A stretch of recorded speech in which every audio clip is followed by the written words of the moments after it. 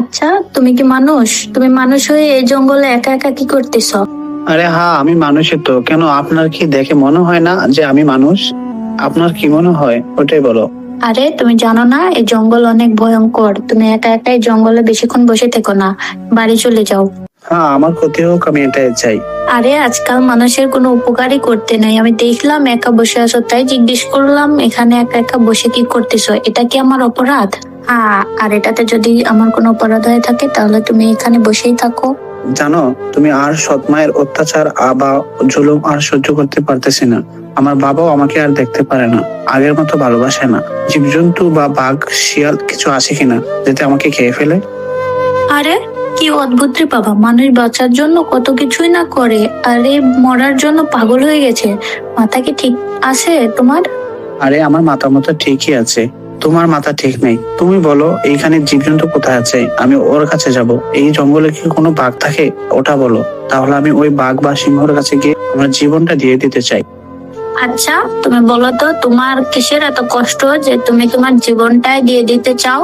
তুমি কি জানো মানুষের জীবনের কত মূল্য, যেটা একবার চলে গেলে দ্বিতীয়বার আর ফিরে পাওয়া যায় না?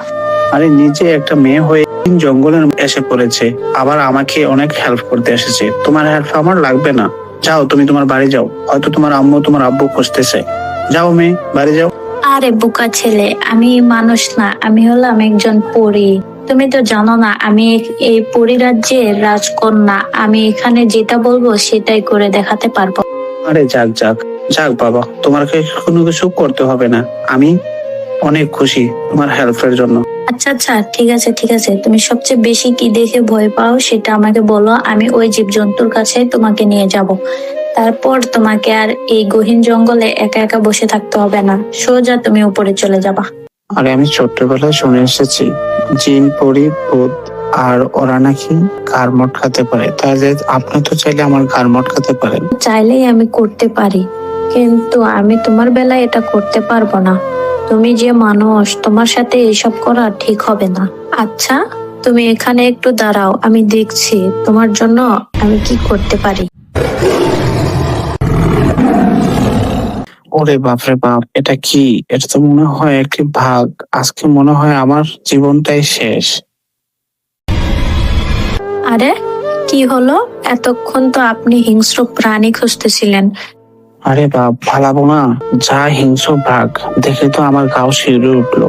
এখন আমি এই বন জঙ্গল থেকে যেতে পারলেই বাঁচি।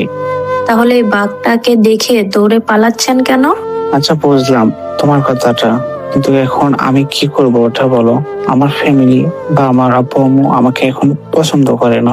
আসলে এই পৃথিবীতে সবার জীবনে দুঃখ কষ্ট আছে। আচ্ছা আমি তার ব্যবস্থা নেব, তুমি কোনো টেনশন করো না। আগে বলো, তুমি কিছু খেয়েছো? না না না, আমার খাবার দাবার কিছু লাগবে না, আমি এমনিতেই ঠিক আছি।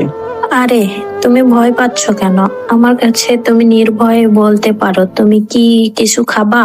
আরে বারে, তুমি এই জঙ্গলের মধ্যে খাবার দাবার কোথা থেকে নিয়ে আসবে এটাই বলো। তুমি শুধু বলেই দেখো তুমি কি খাবা, আমি সেটাই এনে দিব।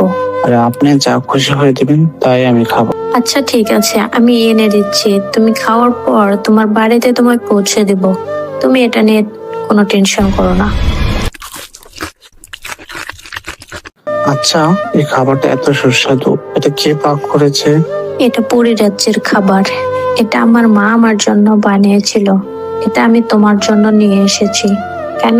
আরে ভালো মানে অনেক ভালো হয়েছে। আমার মনে হয় আমার জীবনে ফার্স্ট এত সুস্বাদু খাবার খেয়েছি। ও তাই নাকি? তুমি কি কখনো এমন খাবার খাওনি?